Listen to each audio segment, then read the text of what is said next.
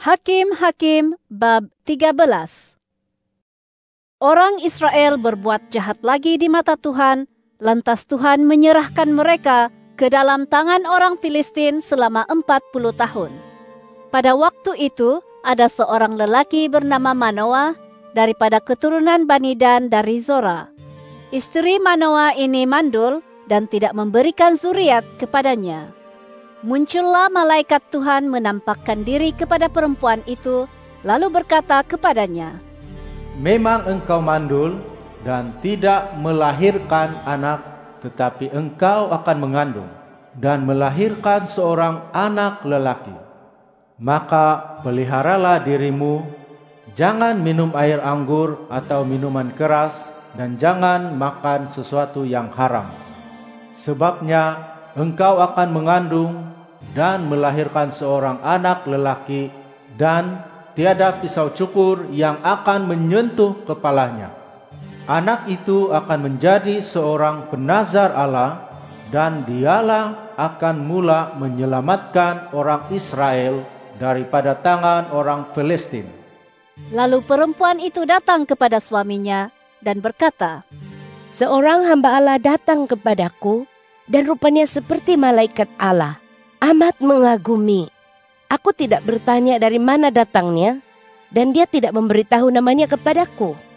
Tetapi dia berkata kepadaku, engkau akan mengandung dan melahirkan seorang anak lelaki. Maka janganlah minum air anggur atau minuman yang memabukkan, dan jangan makan sesuatu yang haram. Kerana sejak dalam kandungan ibunya sampai ke hari matinya, anak itu akan menjadi seorang penazar Allah." Lalu Manoah memohon kepada Tuhan dengan berkata, "Ya Tuhan, semoga hamba-Mu yang Engkau utus itu dapat datang lagi kepada kami dan mengajar kami apa yang harus kami lakukan demi anak yang akan lahir itu." Allah mendengarkan permohonan Manoah. Maka datanglah malaikatnya sekali lagi kepada perempuan itu ketika dia sedang duduk di padang, tetapi suaminya Manoah tidak ada bersama-samanya ketika itu. Dengan segera dia berlari lalu memberitahu suaminya, "Orang yang datang kepadaku hari itu menampakkan diri kepadaku lagi." Berangkatlah Manoah lalu mengikuti istrinya. Setelah sampai kepada orang itu, Manoah berkata, "Engkaukah orang yang telah berbicara kepada perempuan ini?" Jawabnya, "Benar." Berkatalah Manoah, "Sesudah berlakunya apa yang Tuhan katakan itu, bagaimanakah hidup anak itu kelak, dan apakah pekerjaannya?" Malaikat Tuhan menjawab Manoah, "Perempuan itu harus memelihara diri terhadap semua yang kupesan kepadanya. Janganlah dia makan sesuatu yang berasal daripada pokok anggur, atau minum air anggur, atau minuman keras. Dan dia tidak boleh makan sesuatu yang haram. Dia mesti patuh kepada segala yang kuperintahkan kepadanya." Kata Manoah kepada malaikat Tuhan itu, "Izinkanlah kami menahan Tuhan di sini, supaya kami dapat menyediakan seekor anak kambing untuk menjamu Tuhan." Tetapi jawab malaikat Tuhan itu kepada Manoah, "Biarpun engkau menahan aku di sini, aku tidak akan makan hidanganmu. Tetapi jika kamu menyediakan korban bakaran, maka persembahkanlah kepada Tuhan." Manoah tidak mengetahui bahwa dia itu malaikat Tuhan. Lalu Manoah bertanya kepada malaikat Tuhan itu, "Siapakah nama Tuhan, agar dapat kami muliakan Tuhan apabila berlakunya apa yang Tuhan katakan itu?" Tetapi jawab malaikat Tuhan itu kepadanya, "Mengapa engkau bertanyakan namaku? Memandangkan namaku terlalu ajaib." Maka Manoah mengambil seekor anak kambing serta persembahan makanan, lalu dipersembahkan kepada Tuhan di atas batu itu. Lalu dia melakukan keajaiban. Manoah bersama dengan istrinya sedang melihatnya. Apabila api yang bernyala itu naik ke langit dari mazbah itu, malaikat Tuhan turut naik dalam nyala api mazbah itu. Manoah dan istrinya yang melihat hal ini sujud menyembamkan muka ke tanah. Sejak itu, malaikat itu tidak menampakkan dirinya lagi kepada Manoah dan istrinya. Maka tahulah Manoah bahwa dia itu malaikat Tuhan. Berkatalah Manoah kepada istrinya, "Kita pasti mati, karena kita telah nampak Allah." Tetapi istrinya berkata kepadanya, Jika Tuhan hendak membunuh kita, tentu Dia tidak menerima korban bakaran dan korban sajian daripada tangan kita. Dia juga tidak akan memperlihatkan semuanya itu kepada kita.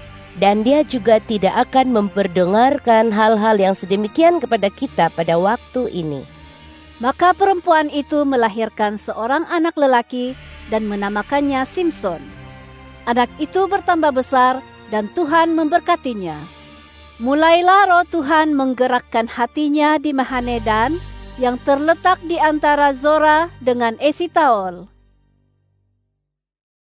Hakim-Hakim bab 14. Pergilah Simson ke Timna dan di situ dia melihat seorang gadis Filistin. Lalu dia pulang dan memberitahu kepada ayahnya dan ibunya. Di Timna, aku melihat seorang gadis Filistin. Tolong, ambillah dia untuk menjadi istriku. Tetapi ayah dan ibunya berkata kepadanya, Tidak adakah seorang perempuan daripada kalangan anak perempuan sanak saudaramu atau daripada seluruh bangsa kita, sehingga kamu mesti memperistri perempuan golongan orang Filistin yang tidak bersunat itu? Tetapi Simson menjawab ayahnya, Ambillah dia untukku, karena aku menyukai dia. Tetapi ayah dan ibunya tidak tahu bahwa hal itu berasal daripada Tuhan, karena dia sedang mencari peluang untuk memerangi orang Filistin yang memerintah orang Israel pada masa itu. Lalu pergilah Simson berserta ayah dan ibunya ke Timna. Setiba mereka di kebun anggur di Timna, seekor singa muda mendatangi Simson dengan mengaum.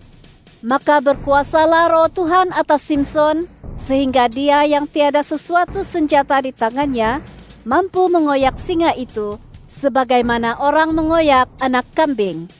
Tetapi dia tidak menceritakan hal itu kepada kedua-dua ayah dan ibunya. Lalu dia pergi dan bercakap dengan perempuan itu yang kelihatan bagus kepada Simson. Setelah beberapa hari, Simson kembali lagi untuk berkawin dengan perempuan itu. Ketika dia mengalih pandangan ke arah bangkai singa itu, dia terlihat ada kawanan lebah serta ada madu pada bangkai singa itu.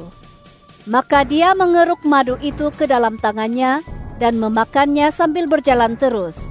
Setibanya kepada ayah dan ibunya, dia memberikan sebahagian daripada madu itu kepada mereka dan mereka memakannya. Tetapi dia tidak menceritakan bahwa madu itu dikeruknya daripada dalam bangkai singa. Setelah ayahnya pergi kepada perempuan itu, Simson mengadakan jamuan di sana, seperti yang lazim dilakukan oleh kalangan muda. Mereka yang melihatnya terus memilih 30 orang kawan pengantin untuk menemaninya. Berkatalah Simson kepada mereka, Aku mau memberikan teka-teki kepada kamu. Jika kamu dapat memberikan jawaban yang tepat kepadaku dalam masa 7 hari acara jamuan ini, aku akan menghadiahkan kepadamu 30 helai pakaian linen dan 30 helai persalinan. Tetapi jika kamu tidak dapat memberikan jawabannya kepadaku, maka kamulah yang harus memberikan 30 helai pakaian linen dan 30 persalinan. Maka kata mereka kepadanya, Sebutlah teka-tekimu itu, supaya kami dengar. Berkatalah Simson kepada mereka, Daripada yang memakan keluar makanan, daripada yang kuat keluar manisan. dalam tempo 3 hari, mereka masih tidak dapat memberikan jawaban bagi teka-teki itu. Pada hari ke-7, berkatalah mereka kepada istri Simson, Pujuklah suamimu, agar dia memberitahu kami jawaban teka-teki itu. Kalau tidak, kami akan membakar kamu, berserta seisi rumah ayahmu. Adakah kamu mengundang kami untuk menjadikan kami papa? Tidak begitu, bukan? Maka sambil menangis, istri Simson memeluk Simson sambil berkata, Kamu memang benci dan tidak mencintaiku. kamu berikan teka-teki kepada warga sebangsaku, tetapi jawabannya tidak kamu beritahukan kepadaku." Maka Simson menjawab, "Ayah dan ibuku pun tidak aku beritahu. Apatah lagi kamu?" Tetapi selama 7 hari jamuan itu diadakan, istrinya terus menangis di sisinya. Lalu pada hari yang ke-7, dia memberitahu jawabannya kepada istrinya yang terus merengek-rengek kepadanya. Lalu perempuan itu memberitahukan jawaban teka-teki itu kepada lelaki yang sebangsa dengannya. Lalu pada hari yang ke-7 itu, sebelum matahari terbenam, berkatalah orang kota itu kepadanya, "Apakah yang lebih manis daripada madu? Apakah yang lebih kuat daripada singa?" Dia menjawab, "Kalau kamu tidak membajak dengan lembu betinaku yang muda, pasti kamu tidak mampu menemukan jawaban teka-tekiku." Maka berkuasalah roh Tuhan ke atasnya, lalu dia pergi ke Askelon dan dibunuhnya 30 orang di sana. Pakaian mereka diambil, lalu diberikannya persalinan itu kepada mereka yang dapat memberikan jawaban teka-teki itu. Namun demikian, kemarahannya tetap bernyala-nyala, lalu pulanglah dia ke rumah ayahnya.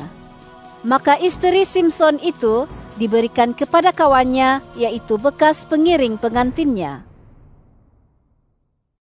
Hakim-Hakim bab 15. Beberapa waktu kemudian, pada musim menuai gandum, Simson pergi mengunjungi istrinya dengan membawa seekor anak kambing, lalu dia berkata, "Aku mau ke bilik mendapatkan istriku." Tetapi ayah perempuan itu tidak membenarkan dia masuk. Kata ayah perempuan itu, "Aku sangka engkau amat membenci istrimu, maka aku memberikannya kepada kawanmu. Bukankah adiknya lebih cantik daripadanya? Baiklah kamu ambil dia menggantikan istrimu."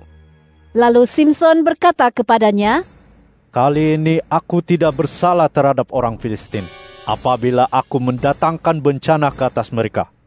Pergilah Simson lalu menangkap 300 ekor rubah yang diikatkannya ekor dengan ekor, lalu di antara tiap-tiap 2 ekor itu ditaruhnya jamung. Lalu dia menyalakan jamung itu dan melepaskan ke semua rubah itu ke ladang gandum kepunyaan orang Filistin yang belum dituai. Maka terbakarlah segala rumpun gandum dan gandum yang belum dituai, dan juga kebun-kebun anggur dan pokok zaitun. Berkatalah orang Filistin, "Angkara siapakah ini?" Orang menjawab, "Simson, menantu orang Timna itu, karena orang itu mengambil istri Simson dan memberikannya kepada kawannya." Maka pergilah orang Filistin ke Timna, lalu membakar perempuan itu berserta ayahnya. Berkatalah Simson kepada mereka, "Oleh sebab kamu bertindak sebegini, sesungguhnya aku akan membalas dendam terhadap kamu. Selepas itu, barulah aku berhenti." Maka Simson memukul mereka dan meremukkan tulang-tulang mereka tanpa belas kasihan. Lalu pergilah dia menetap di gua di bukit batuan Etam. Kemudian orang Filistin marah dan berkemah di daerah Yehuda, serta bertaburanlah mereka di kawasan Lehi. Berkatalah orang Yehuda, "Mengapa kamu marah menyerang kami?" Jawab orang Filistin, "Kami marah untuk mengikat Simson dan memperlakukannya sebagaimana dia memperlakukan kami." Maka turunlah 3.000 orang Yehuda di gua di bukit batuan Etam dan berkata kepada Simson, "Tidakkah kamu tahu bahwa orang Filistin berkuasa atas kita? Apakah bencana yang kamu bawa menimpa atas kami?" Tetapi jawabnya kepada mereka, "Aku hanya memperlakukan mereka sebagaimana mereka memperlakukan aku."